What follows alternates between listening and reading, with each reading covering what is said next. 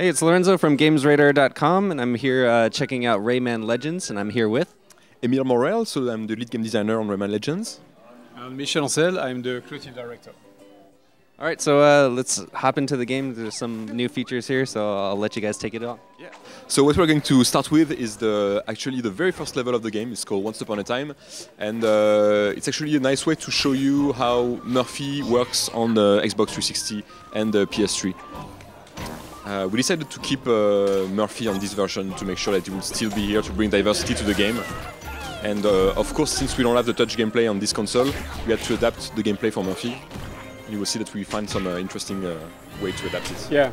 So, for example, when in some special areas, Murfy is needed, and then every player can give orders to Murfy. Exactly, by pressing just a button on the pad.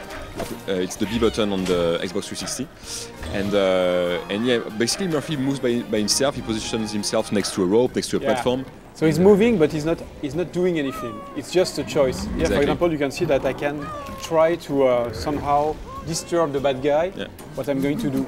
So it's like if suddenly in a classical platformer you had the power to modify the environment. And in fact, it's really, really interesting and really funny because you have to synchronize your actions and the one you are doing with Murfy. And what is really important is that all players can control Murphys and give orders to him, so you can do some tricks to your other players to try to kill them with Murfy.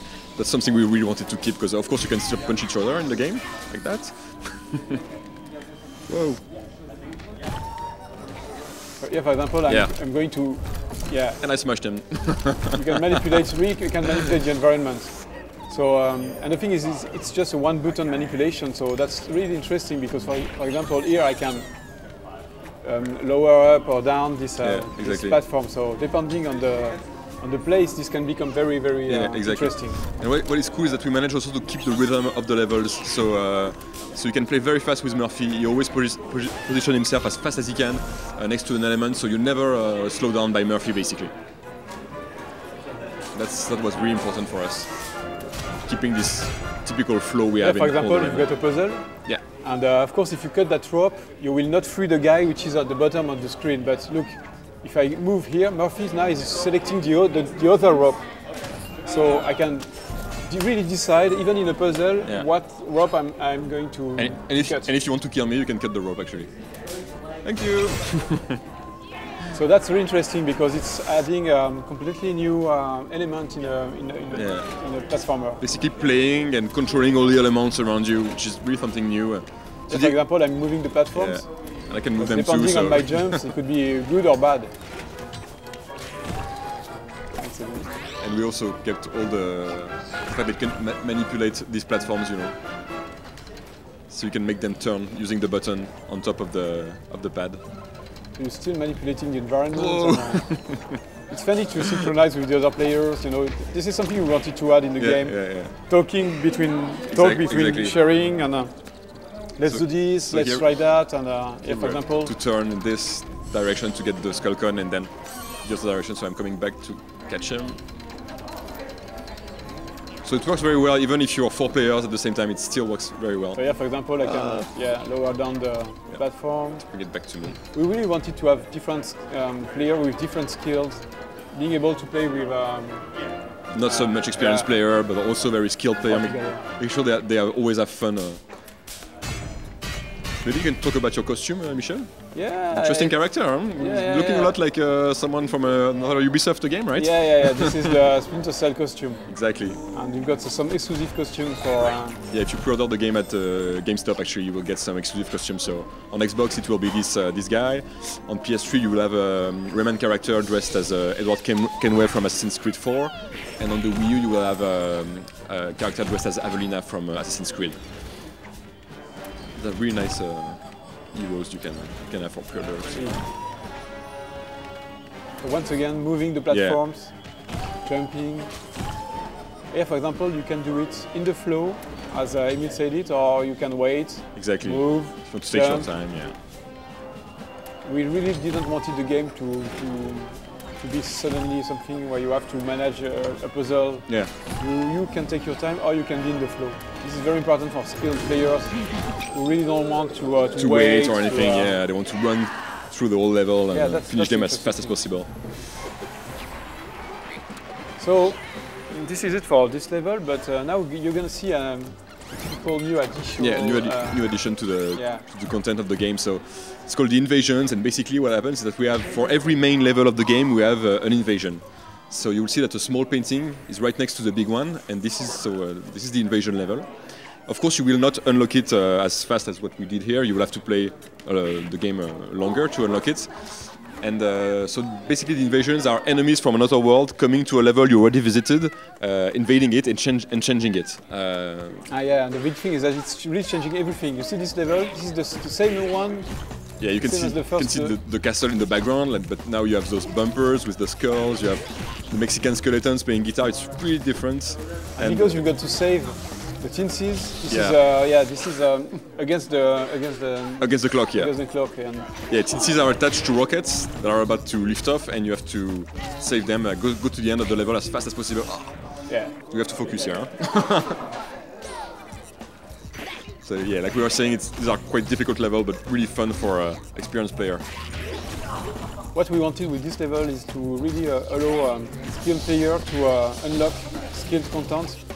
Not to wait too long to have skilled content, so they can unlock this early in the game, and then really being challenged as much as possible. So you see, this is the level you have seen before, but it's completely new in fact. As you can see, we've started inside the castle, and now we're going out, which is the opposite of what we did before. And you will see here that we have a giant Luchador chasing us. And of course, he wasn't there in the first version of the level, so it's really discovering the level in a totally different way. Actually, most of the time you won't even recognize the original level because it's so different. Yeah. And here we're almost at the end. And we save two Tinsy out of three. Out of three, though. It's not so bad. Yeah. But we can still improve ourselves. Yeah. That's the replay value. Exactly. You can.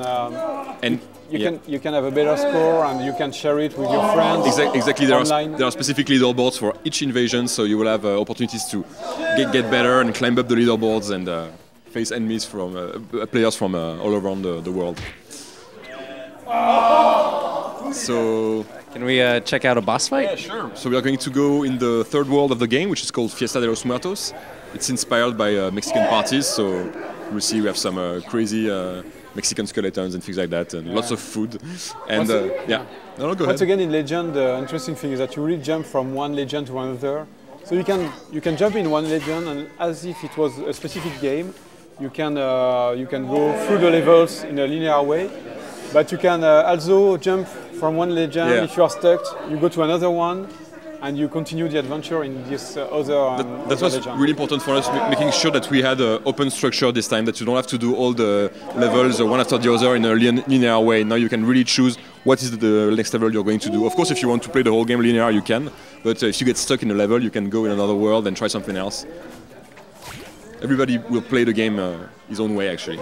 So this is the boss from this third world of the game, and you will see that this is, again, a giant Luchador. So it's pretty scary. It's in 3D, which is really important for us. Now we have 3D bosses, which are actually they're more impressive. They're really creating depth, in these levels, and these are really epic boss fights.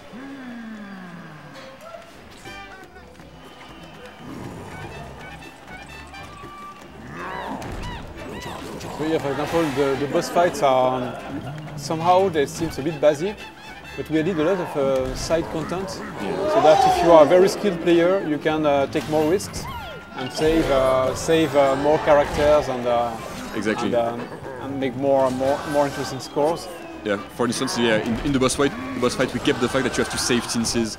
So if you're good enough, you can save all of them. But again, most of the time you'll have to replay the level to make sure that you get all the tinses.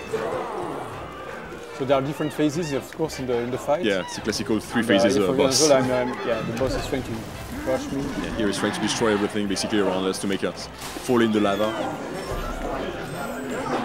Whoa! Thanks, Emile. Yeah, I have to save you. So you have to escape. Exactly.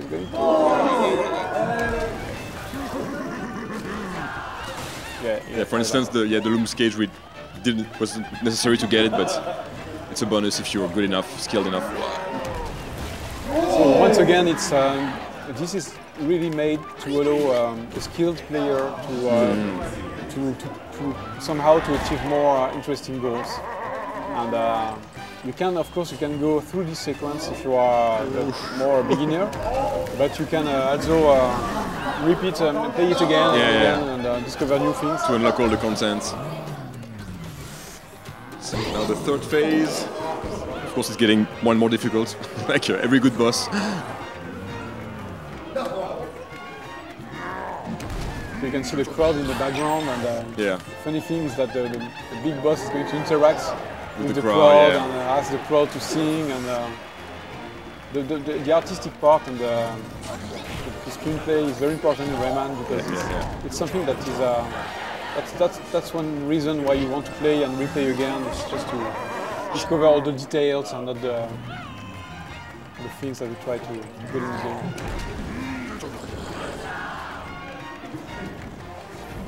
So yeah, for example, taking risk for the trying to we missed get it. the cash. Ah! We missed it. So we made the game. And we're not talking that it.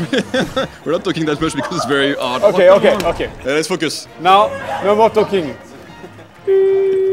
Actually, I think we're bad because we can't hear the song. The song is helping us a lot in this level. Look at the cage. Perfect. Okay, focusing on the fireball. No, we are here to win.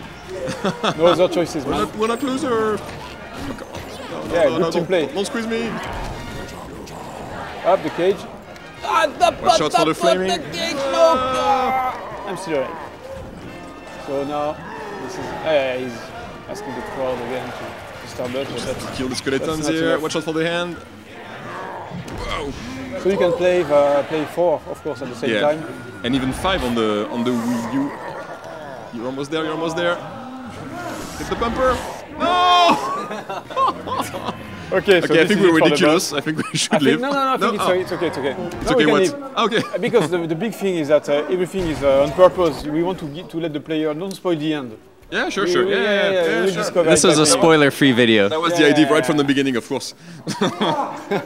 So here, for example, you can see the skulls on every level. Yeah, it indicates the difficulty. So you know when you choose a level that is really difficult or not. How difficult it's gonna be. Again, the structure is open, so when you unlock a world, you don't unlock all the levels. Yeah. You have to go from one level to another. But while you are, for example, at level 3 of a world, you could unlock another world. Exactly. So it's like a mix between linear and open. And open structure, yeah. So this is, of course, one of our musical levels. So you have one big musical level at the end of each world, and they are basically a reward if you manage to kill the boss. That's something we didn't do, but. And yeah, these are fast-paced levels, really based on the rhythm of the music. So it's actually giving you the feeling that you're creating the music because you're playing in rhythm with the music. And also listening to the music can actually help you to know when to punch or when to jump. So it's really a nice experience. It's like a mix between a classic platformer and Guitar Hero. It's kind of a fun thing. And so our composer Christophe Herald made some pretty. And we died again. Yeah, we shouldn't be talking during these levels. This is emotion. So you can learn that from when you play home, don't talk during these levels. make sure you have nothing to say. You can dance, but you can't talk. Make sure you're not on the phone or something like that because you will die. So yeah, like I was saying, this is a cover from Eye of the Tiger, the famous song from the 80s. Really? Yeah. And Christophe Herald did a flamenco cover of this. I don't know why he listened to this song and he decided to go flamenco with it. I don't know what happened. Yeah, I think it's weird. That's the idea of the surprise. Doing something you don't expect. Exactly, that's the idea. That's what Rayman is all about, right? Giving you weird things that you don't expect and always have surprises. You can see we're not talking anymore. We're focused! Whoa. Almost there.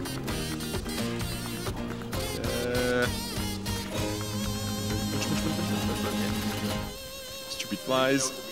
And this good one. And maybe you play wonderfully well. Oh yeah, I know. And I managed to talk during this. I can't believe it. I'm amazed. Alright, it looks awesome, guys. So when can players get their hands on Rayman Legends and for what platform? So the game is going to be released September the 3rd and on Xbox 360, of course, PS3, PS Vita, and the Wii. Fantastic. Thanks a lot, guys. Thanks.